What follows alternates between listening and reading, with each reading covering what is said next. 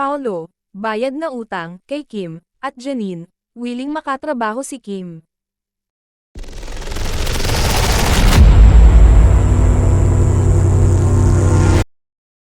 Wala na raw utang, si Paolo Avellino kay Kim Cho at lalo na sa panatiko ng Kim Pao. Sa kanyang ex-post, mapapanood ang mala-TikTok emote ni Kim sa iba't ibang eksena nila ni Paolo.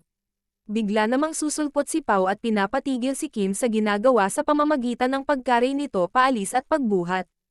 Ang ending uupo si Pao sa kanyang manager's chair at tatabi namang nakatayo si Kim. Ito ang tinukoy ni Pao na bayad utang na nito kay Kim at panatiko na humihingi sa kanya ng TikTok video. Say pa nito, ito na yung TikTok ko. Ang sarap sa pakiramdam na wala na akong utang.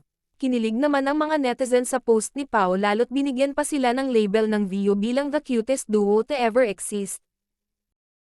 Samantala, pinaligan ng talent management ni Janine Gutierrez ang pinalulutang na isyo ng ibang tao na kinakausap di umano ng dalaga ang ilan sa production staff ng Asap Natin To, para huwag silang pagsabayin ni Kim Cho sa stage.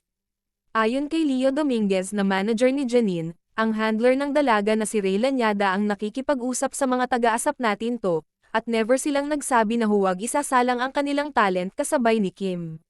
Mas madalas na hosting na ang ginagawa ni Janine para sa Sunday musical variety show ng ABS-CBN at kung sakaling i-assign daw ang dalaga para mag-interview kay Kim ay wala raw problema sa kampo nila.